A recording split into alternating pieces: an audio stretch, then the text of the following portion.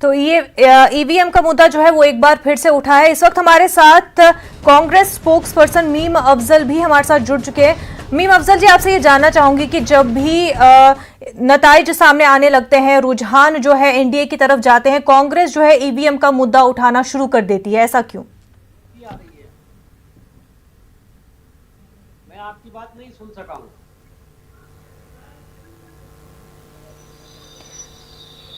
Meme Afzal जी, आप तक हमारी आवाज पहुंच रही है?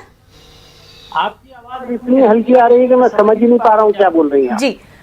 मीम अफजल जी, आपसे ये जानना चाहते हैं कि जब भी कांग्रेस को लगता है कि एनडीए जीत रही है तो कांग्रेस का यही बोलना होता है कि ईवीएम में गड़बड़ है, ईवीएम सही नताइज नहीं देती, तो एक ही क्या अकाउंटेबिलिटी नहीं ले सकते? हेलो जी, आप तक आवाज पहुंच पा रही है?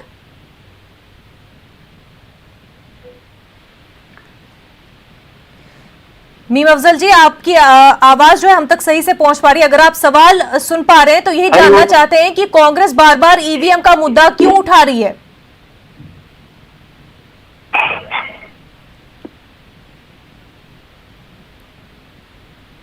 हेलो जी, आवाज पहुंच रही है आप तक?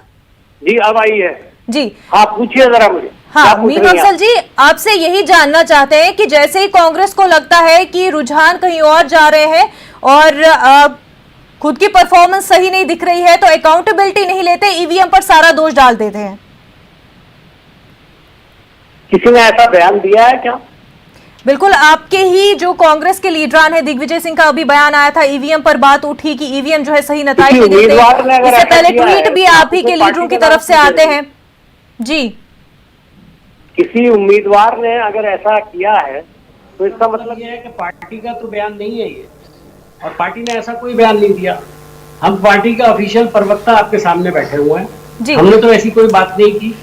पर आप ही के पार्टी लीडरान बस जी, आप ही के पार्टी लीडरान जो है वो ट्वीट करते हैं, बयान देते हैं कि ईवीएम जो है, ईवीएम से सही नताइज नहीं आते, फिर हवाला देते हैं कि अमेरिका में ऐसा हुआ, इन्होंने ऐसा कहा। तो यही आपसे सवाल यही है कि क्यों ऐसा कि कांग्रेस अकाउंटेबिलिटी नहीं लेती, ईवीएम के मुद्दे पे आ जाती है? इस तरह दिग्विजय सिंह ने बयान दिया जी। नहीं आई है। अगर किसी कैंडिडेट ने अगर उसको वोट नहीं मिले या उसने ये बात कह दी, ये वो पर्सनली वहां पर क्या है ये तो जवाब वही दे सकता है। हमारी तरफ से ऐसा कुछ भी नहीं कहा गया है। जाहिर है कि हम पूरा आकलन करेंगे, उसके बाद ही कुछ बात कहेंगे। दूसरी बात यह कि अभी रिजल्ट पूरे आए कहाँ हैं। ठीक, तो जिस तरह के अभी चाहता हूँ कि अभी कम से कम मुझे लगता है कि 8 बजे से पहले तो आप बता ही नहीं पाएंगे कि कौन जीत रहा है। चले ठीक, ये बताइए लेकिन अभी तक के जो रुझान है और जिस तरह से अभी जो रुझान रिजल्ट्स में तब्दील हो रहे हैं, उन पर आपका क्या कहना है? देखिए, जो रिजल्ट में तब्दील हो रहे हैं वो अभी मैं आपका देख रहा हूँ, क्योंकि कम से कम आधा घंटे से तो मैं आपकी टेक्निकल टीम के साथ उलझा हुआ हूँ। सबसे पहले तो मैं आपसे ये कहूंगा कि दिल्ली से जब आप किसी को कनेक्ट करें तो इसके लिए थोड़ी पहले से तैयारी करना चाहिए। पूरा आधा घंटा तकरीबन लग गया है मुझको कनेक्ट करने में। जी, टेक्निकल इश्यूज होते रहते हैं जी, टेक्निकल इश्यूज होते रहते हैं, पर क्योंकि अब आप हमारे साथ कनेक्टेड है तो अब आपसे जानना चाहते हैं। जी जी जी, मैं सिर्फ इतना ही कहूंगा कि अभी बहुत लंबी प्रक्रिया बाकी है, इसलिए कि जो रुझान है उसके बाद वो अगर कुछ जगहों पर रिजल्ट में कन्वर्ट भी हुए हैं तो वो जरूर अभी दिखाई दे रहे हैं। लेकिन सुबह को आपने देखा रुझान क्या था, उसके बाद चेंज आ गई। और अभी कम से कम इलेक्शन कमीशन ने भी ये कहा है कि चूंकि मुकामात ज्यादा हैं, पोलिंग बूथ बहुत ज्यादा बढ़ा दिए गए थे, तो 50 चरण में, मतलब ये कि 50 पहला जो 3 या 4 जो बारियां हैं वो तो 3-4 बार तो हम इसकी काउंटिंग 3-4 जगह से तो हो चुकी है, और बाकी अभी काफी जगहों पर बाकी है। तो जाहिर है कि जब ये आहिस्ता आहिस्ता रिजल्ट्स आएंगे, मैं ये भी कहूंगा आपको कि अभी देहात के जो बहुत सारे रिजल्ट्स हैं वो अभी पेंडिंग में है, अभी वो खुले ही नहीं है। लेकिन EVM अफजल साहब, इसलिए मैं कह नहीं ये सकता। लॉजिक या ये वजह तो दूसरी पार्टियां जो आपकी मुखालिफ है वो भी बता रही हैं। सवाल ये है कि पिछले करीब 2 घंटों से लगातार 123, 124, 123, 124 ये फिगर है एनडीए का, और इस 124 में 22 सीटें एनडीए जीत भी चुकी है, जबकि आपका जो टैली है आपकी वो 108, 109 पे आकर अटकी हुई है आरजेडी प्लस की। तो क्या मैं सिर्फ ये कहना चाह रहा हूं कि आपको किन किन जगहों से ज्यादा उम्मीदें हैं कि वहां पर आप लीड जो कर रहे हैं वो आप कन्वर्ट हो जाएंगे जीत में और मुखालिफ नहीं हो पाएगी? किस बुनियाद पर, किन किन जगहों पर? हुदा साहब, मैं आपकी बात जो है, आपकी आवाज बहुत हल्की आ रही है मुझे यहाँ जी, बहुत हल्की आवाज आ रही है। आधी बात मैं समझ पा रहा हूँ, आधी समझ ही नहीं पा रहा हूँ। मैं माफी चाहता हूँ, आज पहली बार इतना ज्यादा टेक्निकल प्रॉब्लम आ रहा है।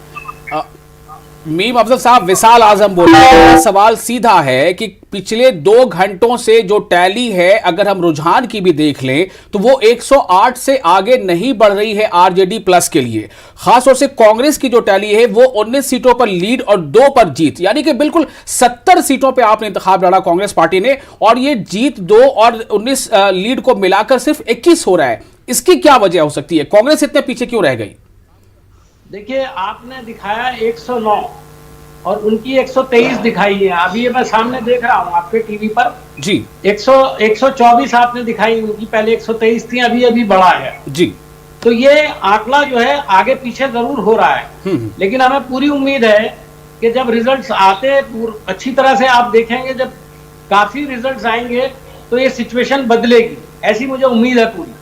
चलिए, आप उम्मीद जिंदा रखिए, लेकिन यह सवाल है कि 70 में से कांग्रेस सिर्फ और सिर्फ 21 सीटों पर, 19 पर लीड और 2 पर जीत, यह कांग्रेस के लिए बड़ा एक सवाल है। मुबस्सिरीन यहां तक कह रहे हैं कि आरजेडी प्लस अगर हार जाता है किसी वजह से तो उसकी बड़ी वजह कांग्रेस होगी।